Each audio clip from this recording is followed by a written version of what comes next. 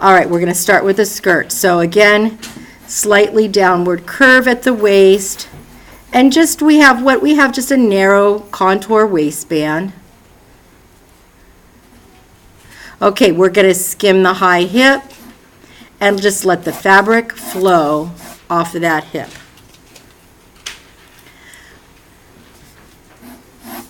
We're going to skim the low hip, maybe a little compression wrinkle right there where her leg is bent slightly.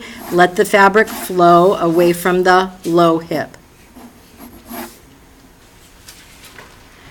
Okay, here we go.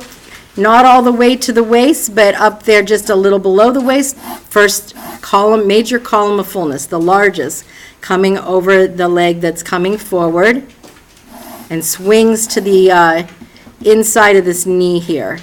Okay, then the second column of fullness comes down to the outside of the knee. Or I guess the second side of the column of fullness is what I should be saying. Okay, then the smaller column of fullness, which comes off the low hip. I'm drawing too many lines.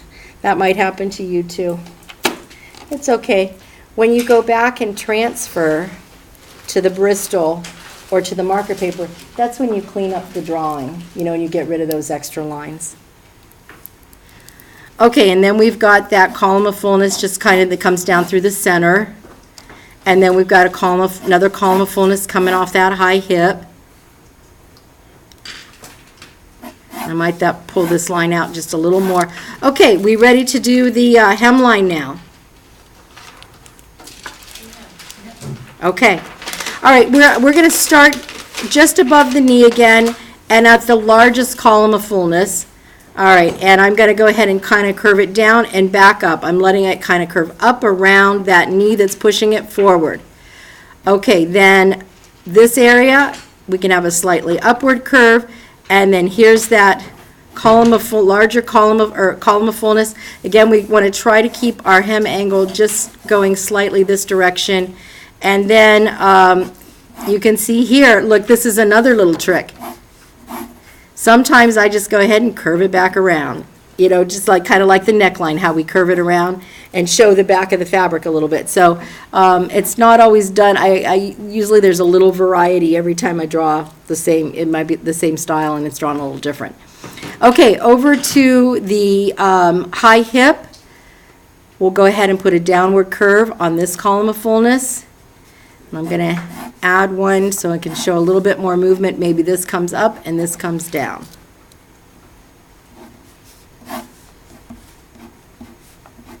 Curves up around. Sometimes I even flip it up around a little bit like that. Up, down, up. So somewhere in between those two, they like I said, you can see they each come out a little bit different.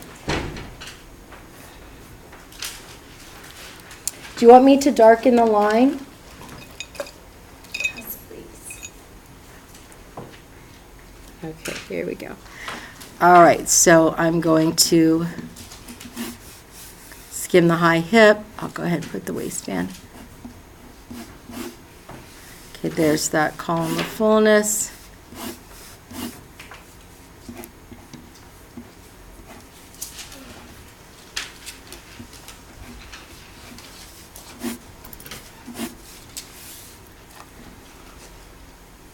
Okay, I think we got it.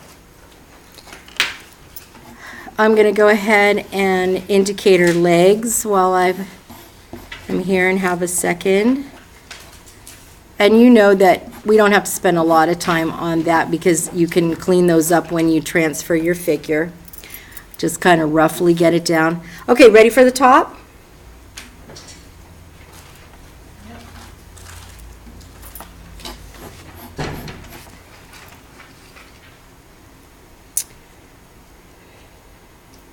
So if you look at this top, you can see that the empire line has a curved shape, which is very flattering to the figure. And where that empire line is meeting, it's basically meeting the neckline, and then there's a zipper down the front. All right, so we can kind of plan, well, where do we want that, where it wouldn't be too low, But actually it's a very high empire line. All right, so I'm gonna make a round zipper pull there. And that is, I'm gonna use as a guide. So you can see Just made like a circle? I did, just two circles, like a ring for a zipper pull. So I made like a ring for a zipper pull. And you can see I'm putting it right on that center front torso. And actually, let's just go ahead and put in our zipper right now. So there's the zipper. We're going to represent the zipper with two narrow parallel lines. And you can see it's coming just a little bit down below the waistband. And on, you can just do like a ladder to represent the teeth of the zipper. Okay, now, everybody with Are me? you drawing it on either side of the curved swing line? I am. Okay. Yeah, so we've got so that's the torso angle, and I just followed that torso angle and drew narrow parallel lines on either side. That's going to be my zipper. See it over here?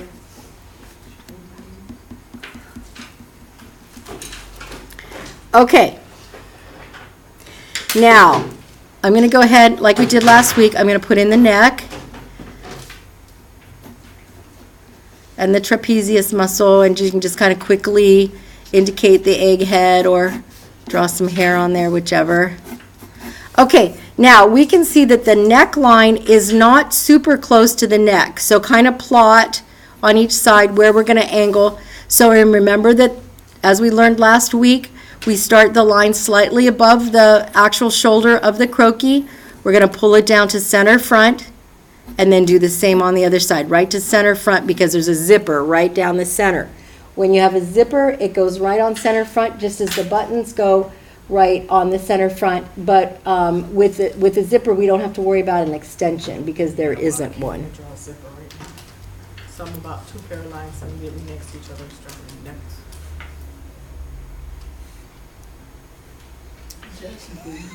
Yes, just breathe. Okay. All right, now what we're going to do is we're going to put in that shaped empire line. All right, so let's do this. Here, see this line down here? Just there's actually an empire line on the croquis. Everybody has that there, right? Okay, so we're just changing the angle. We're angling it up towards that zipper pull, and that just gives it a little bit of a curved shape.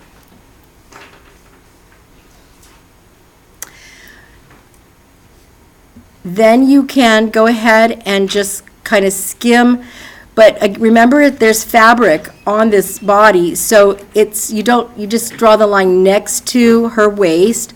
So on this side of the low hip, it's smooth, and on the other side, you might have a little compression wrinkle. You might have something like this because her high hip is pushing the fabric up slightly.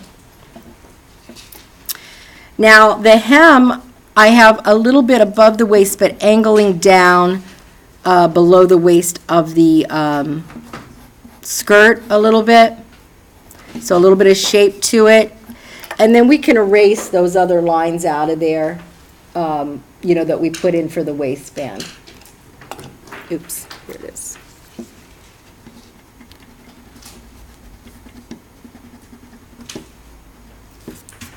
So this just has a little shape. Okay. Now we're going to go back in and put in that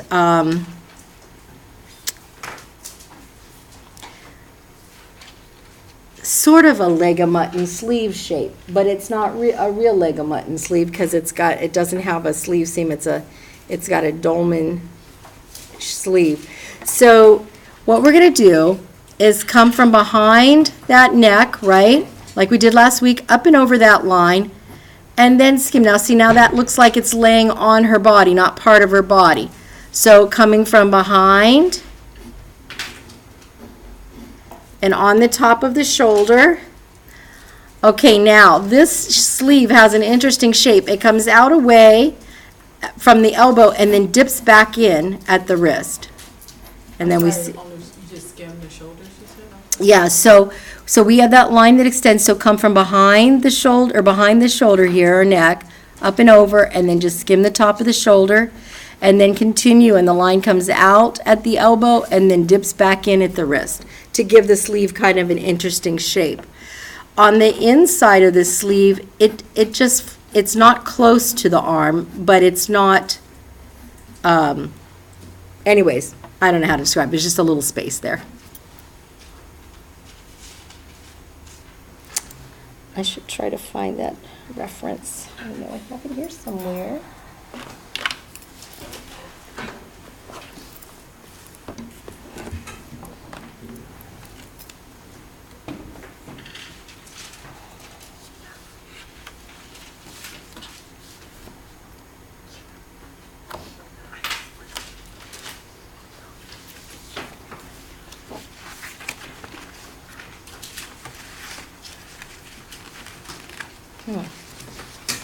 Okay, ready for the other side?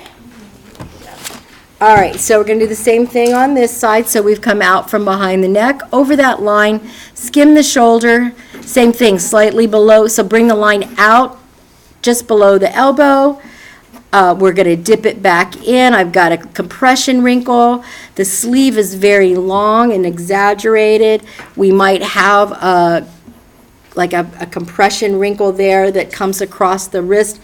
And then you can see from the inside, it comes down from this empire line, and rather than just being straight, you can give it a little bit of compression. And then it dips at the wrist, and then a little wiggly compression there. Comes down slightly over the thumb, and then you can just kind of trace the hand and put that in there. And then we're going to talk about all the gathers and hanging wrinkles and things that are happening there.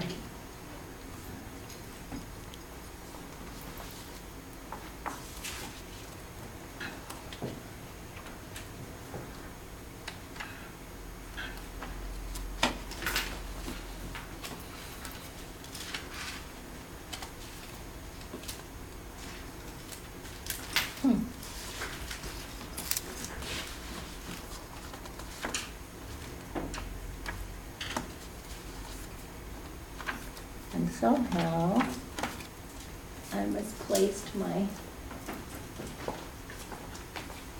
other versions. This one. Yeah. Copies of it. I think it was the last copy though. Yeah, there it is. Okay. So it was Christian Siriano. So that's the top that we're drawing right here. So see how it's all kind of compressed and very long sleeve. So that's what it is. It's got a ring, zipper down the front, an empire line, and then we're going to add those gathers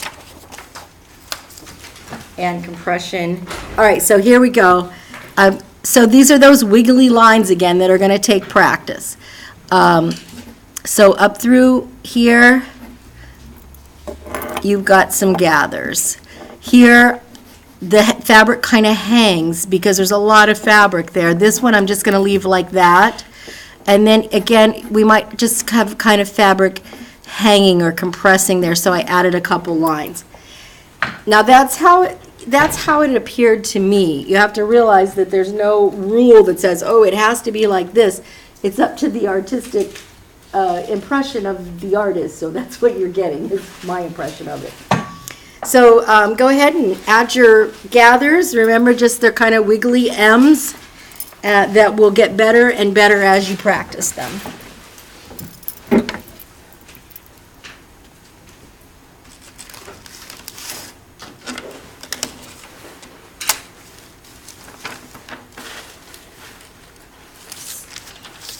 Okay. First drawing of the night. You did it.